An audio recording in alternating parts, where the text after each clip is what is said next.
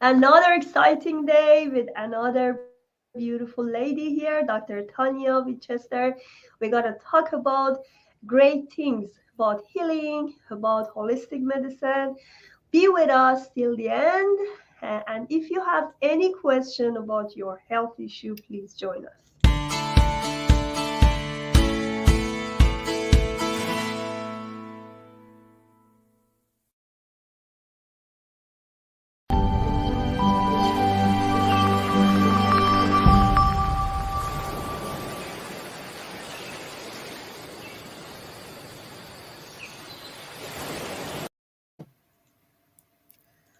All right. Thank you so much for being here, Tanya. I'm so glad we can actually talk about all my favorite topics here, which is like mind and body connection and neuro-linguistic programming, which has been there for a long, long time. NLP. When I was teenager, I used to read these books, Anthony Robbins.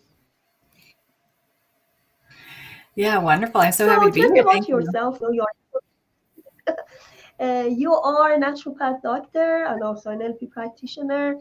Tell me about yourself first and why are you interested in holistic medicine and naturopathy? Yeah. So I think my journey into why I'm interested in holistic medicine and mind body medicine goes back to when I was a teen, actually. I was a really sick kid and I had a lot of strange infections and rashes and things that the Western medical profession couldn't actually do anything about. I would get more creams and more antibiotics, and things just kept returning. And I was really interested in helping people. I wanted to be a pediatrician. And I remember having the thought when I was young, I want to be a doctor for kids so I can help them get better so they can have a lot of fun. And through my own challenges with the Western medical paradigm, I just started seeking other ways of helping people. And there was a sort of climax in my personal story where I had an x-ray done on my elbow. I'd fallen off a trampoline and sprained my elbow. And the doctor who ran the x-rays looked at the x-ray and found something strange on the x-ray and accused me of drug use, which was a real shock to hear. There was a little foreign body on the x-ray. They thought it was the broken off tip of a needle. And in that moment when my family doctor and then a surgeon who I consulted with both accused me of drug use, I was like, there has got to be a better way of helping people. They never removed that needle. I will close that story because people's minds are like, what happened with the needle? They never took it out. It's still in my elbow. So I don't know what it actually was, but just how I was treated in that moment really made me want to seek other ways of caring for people. And so it wasn't long after that I discovered alternative medicine and complementary medicine, and then naturopathic medicine allowed me to sort of do everything that I was interested in: nutrition and herbal medicine and acupuncture and mind-body medicine, which is really where my passion lies now. And that sort of developed over my years in practice as I was getting more and more dissatisfied when patients would come back to me. We'd set out this great plan for them, and they'd come back to me and say, eating my broccoli is hard. And I was like, what? How can eating broccoli be hard? And I realized after, and that's a metaphor for whatever the thing is that the person is not doing that they want or need to be doing to be taking care of themselves. So maybe it's getting to bed at a decent hour. Maybe that's setting boundaries in a relationship. Maybe that is eating the broccoli, getting more exercise, whatever it is. But I realized it's not the act of doing these things to take care of ourselves that's hard. It's the decision to do so. And I became really obsessed with this moment in human psychology where we choose and decide to take care of ourselves today and the next day and the day after that and the day after that. Because you can't just go to the gym one time and be healthy, right? This is a choice that you have to make on an ongoing basis. So NLP, neuro linguistic programming, surprisingly sort of came in and saved the day and gave me the tools that I was looking for to help people become able within their own minds, within their own psychology, to take care of themselves. So that's sort of a bridge version of my journey, but bridging these two things of naturopathic medicine, this lifestyle medicine that really has the power to heal, and putting people's minds in a place where they're actually able to make that choice for themselves. It's a perfect marriage. Yeah. I love your discussion because in my health journey, I actually experienced the same thing. And I also have another show called PTSD Self-Healing Show, which is related to what you're talking about. There are a lot of naturopath doctors that are doing the same thing, because it's not a good idea you just go to the physical part of the body, because as you know, mind and body are really connected, even the spirit. So that's a great idea to actually combine the mental aspect of your body to your healing process. Because you see, the medication, drugs, or whatever you think that is going faster in the healing process is not enough if you are mentally ill, or you are mentally not ready for your healing process. Yes, absolutely. That's such a good point. The readiness is really important. I hear a lot of patients say to me, I'm waiting for the motivation to come before I start my exercise routine, or I'm waiting to be inspired to, eat my broccoli. And what's really interesting is that those emotional states actually come after a commitment to a new behavior. And so if you say, okay, for the next 30 days, I'm going to wake up and the first thing I'm going to do is just put on my runners and go outside for a walk. You may not be inspired to do that each morning. You may not be motivated to do that each morning. But if you just stick to that commitment, by about day 7, 10, 14, you're going to start to feel the benefits of that practice. And that's actually when the motivation is going to come to keep going. It's a really interesting thing. So it's like you can take back your own power instead of waiting for the motivation to come from the outside, just to commit to a practice. And that will actually help your mind and show up for that practice no matter what. And that will actually help your mind to kind of overcome the resistance. Yeah.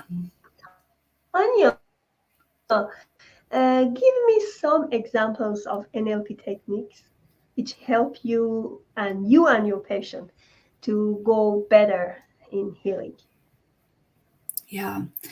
There's a lot of ways to climb a mountain. And over the years, I've dabbled in a lot of different energy modalities.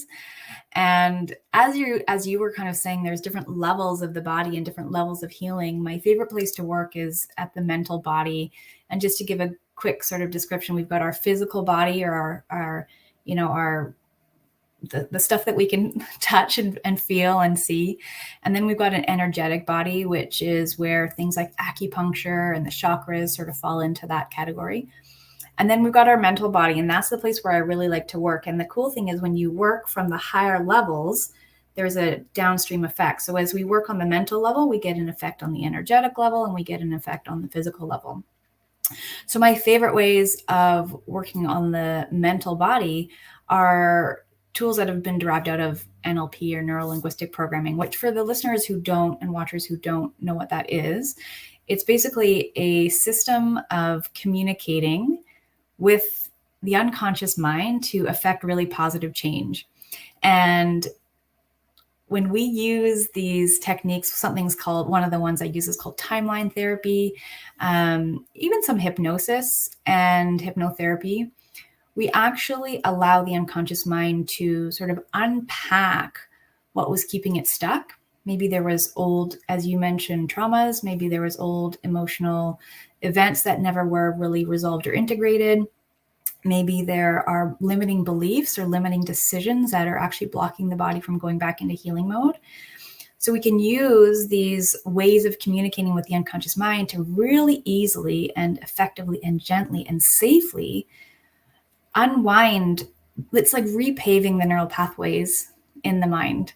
And that's my favorite way to work. And what I found is when I start there with people at the mental level and clear out their past and program them neurologically speaking, so that they're actually present and calm and able to access energy and joy in the moment, those habits that they're wanting to create to get their health outcome become so much more easy to create and maintain and sustain. So that's the level that I like to work with people at, is on the mental level. Yeah. Do you have any case study, the patient that you already work on and she got a great success out of NLP? And also you are a naturopath doctor, so probably you combine both. Yeah. There's lots of amazing, inspiring stories, and I'll share two. One is quite quick. And sometimes I call this work, this neuro-linguistic programming work for healing, it's like neurological alchemy. We're changing someone's nervous system so that it's primed to see the good in the world and see the good within themselves. And I had this one young client and patient who was experiencing a lot of pain in her body. And she went through my Transform Pain program, which is sort of a combo platter of my naturopathic tools and NLP tools. And something had happened to her early in her life where there was a car accident. A drunk driver had hit her mom, and her mom from that became quite ill. And her life, my client's life in that moment changed, right? And she went through her life with a lot of anger and a lot of rage, even towards this driver. And through our work, clearing those events from the past, clearing the emotions out of the unconscious mind so that she wasn't experiencing those things regularly anymore, wasn't being triggered. There was this beautiful moment, and her pain was reducing each time we met, less and less pain each time. But the alchemy came towards the end of our time working together, and we did, I think, a timeline therapy technique. And at the end of that, she's like, you know what, I really want to look up that driver now. And I believe one of my deep beliefs is that everything the body does is to meet some sort of higher need or fulfill some sort of purpose. So every behavior has a good intention, even if we can't see it immediately. So I asked her, so if every behavior has a positive intention, what would be the positive intention of looking up this driver now?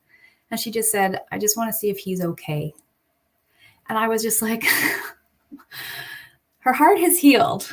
Her body is expressing the healing with less pain, but her heart is healed. No longer is she filled with rage and anger. She's now compassionate towards this person who was in pain, who made a choice that, caused a lot of pain for her family. And I was like, this is the power of this work. It's not just about getting rid of your headaches or sleeping better. It's about coming back into our sort of our heart space, our home, and finding a love and appreciation and compassion for the people around us again. It just was very moving to me. Yeah. I said I was going to tell. Yeah, I said I was going to tell two stories, didn't I? Yes.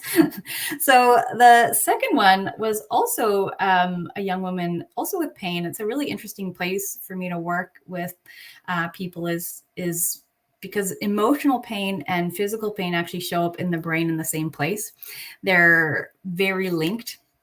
And so if someone has had an injury and, 6 to 8 weeks have gone by and technically that injury should have healed physically, but there's still pain, there's often something going on under the surface. And so this other woman, it was a very sort of not the same scenario as the other person, but she was working with me to get rid of this pain. And again, every time we met, less and less pain. She was able to sleep through the night without her hip pain acting up and being all aggravated. And it really was just about uncovering these unresolved emotions that were just clogging up the system in her unconscious mind, creating a diversion from healing into sort of focusing on these old past painful experiences. So it's really powerful to know what's possible for the body when we help the mind calm down, come back down to our sort of resting baseline healing state. And it's something that's really easy to do and really quick. And it doesn't need to be traumatizing or triggering. Like, we can do this work in a way where I don't even know what my clients are clearing when we're doing the work. It's content free is what we call it. And so I don't know the narrative. I don't know the story generally of what's happened in the past. And that's actually really freeing for the client, because they are not retelling that same story and repaving that same pain pathway, emotional or physical pain pathway. Yeah. So Tonia, you're right, because I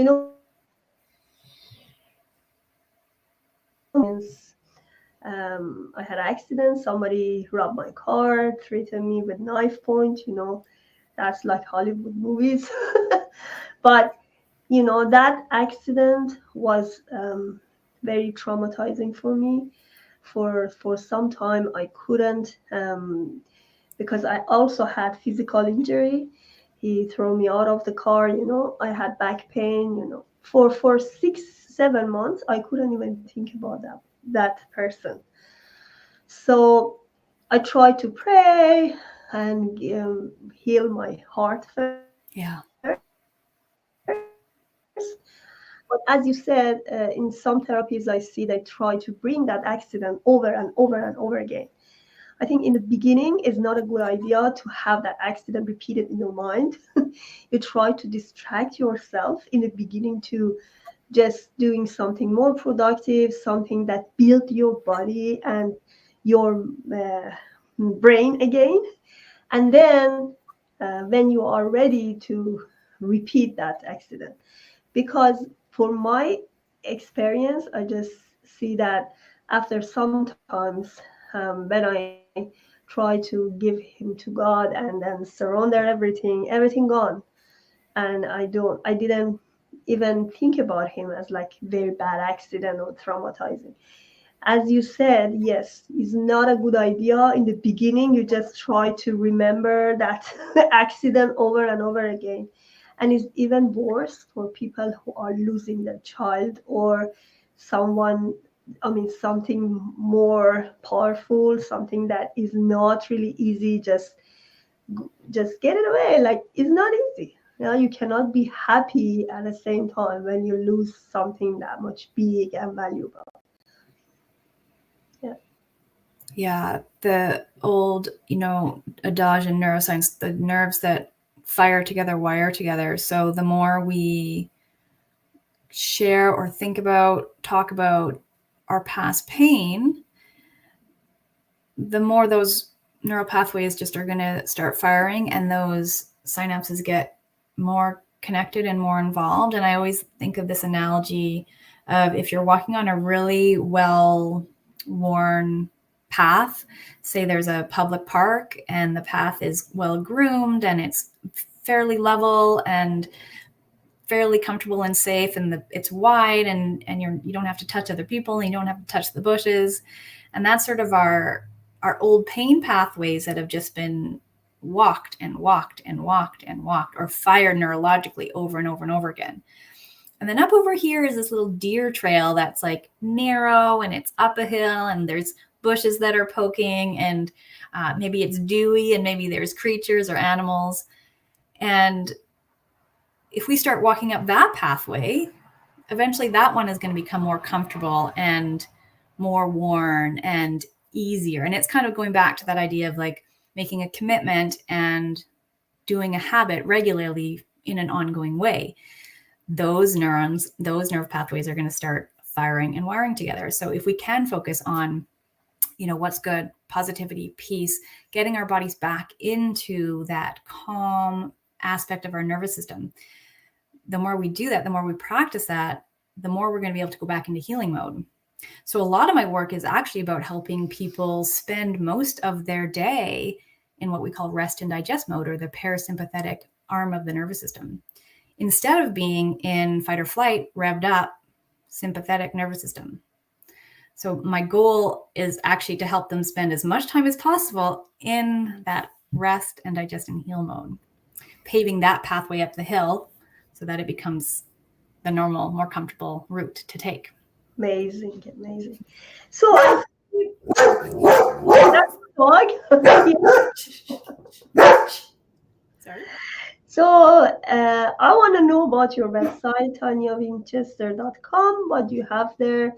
I see your book there, still in digital version, but you can talk about it now. Sure. Yeah. The book is called Smiling in the Shower, the swift and simple way to break through burnout and create happy, energized days. And the title came from one of my very first brain-based coaching clients who, after I think session 3, sent me this email that was like, by the way, my husband said to me this morning, "You're smiling." He caught me smiling in the shower, she said. And he said to her, "You're never smiling." And again, this is one of those moments that just touched my heart because that woman is a teacher. She's going to go out into her day influencing these kids with a smile on her face and a smile in her heart. And that's because, again, we rewired her brain for positivity. So that's the name of the book. And the book is sort of the story of how I came to be where I am doing what I'm doing, and really the root causes of illness and how we can overcome those root causes of illness, and how we can use our brains and our minds to actually create the healing that we're wanting in our lives, both physically and in the broader scope of our lives, in our relationships, in our careers even. Yeah. So just let you know, her book is not available on Amazon. You have to go to her website, ToniaWinchester.com, to buy her book. And she also have exciting bonus there. If you go and check, you can see what surprise you. Yeah. So Tonia, do you have any extra word, anything, or any recommendation for my audience, any freebies? I wanted to talk everyone through a little mini exercise here before we wrap, if that's okay. It's about a minute long, and it is going to do exactly what I was just talking about, get your body back into that calm arm of the nervous system. So if you would like to participate in that, I would love to share. This is a simple thing that you can do on your own once you know how to do it. And like I say, it just takes about a minute. So you begin by taking your eyes and rolling them up so that you're looking up. You keep your chin at a steady level, but with your eyes focused up on a spot. And just start to notice all the way to the edges. So your peripheral vision, big sphere all the way around while you're focusing on that one spot. And just start to take in the colors and the shapes that you can see, and the lights and the shadows and the textures all the way to the edges. And then move your attention to what you can hear. Hang on. Tonia, can you hear me? Yeah. Can you hear me? We had some disconnectivity. Can you repeat it again, please? Yes. From the beginning? Yes. Okay. Yes. So you're going to keep your chin level, but move your eyes up and find a spot to focus on, maybe at a corner of the ceiling in the wall, or maybe just a little bit up on the wall. And with your eyes focused in that one spot, expand your vision so you can see everything in the periphery as well as what you're focusing on in that one spot. So you can see all the way to the top, all the way to the bottom, all the way to the sides. And just start to notice the colors and the shapes that you see, and the light and the shadows and the textures. And take it all in from all the edges. And then just shift your attention to the sounds you can hear. So maybe you can hear sounds of your own breathing. Maybe there's a fan in the room, or birds outside, or traffic. My voice. And then shift your attention to where your feet are resting, and where your body is resting in your chair, or maybe you're laying down. And notice the temperature of the air against your skin, how your clothes feel against your skin. And just notice here that naturally and organically your breathing has shifted and it's calmer and it's moved into your belly. And it just happened so easily and you weren't even aware of it. And so whenever you're ready, whenever you're noticing that calm breath in your belly, you can just come on back and bring your eyes level. So this is a simple way to bring your system back down. It's really helpful if there's stress or anxiety going on. And it naturally follows what your nervous system wants to do to come back into balance. And so it's very different from feeling anxious and hearing someone say, just breathe. This actually invites your mind and your unconscious mind to do it in a really organic way. So I leave your viewers with that. Yeah. Okay. Thank you so much, Tonia, for being here. That was a great combination of NLP and in naturopathy.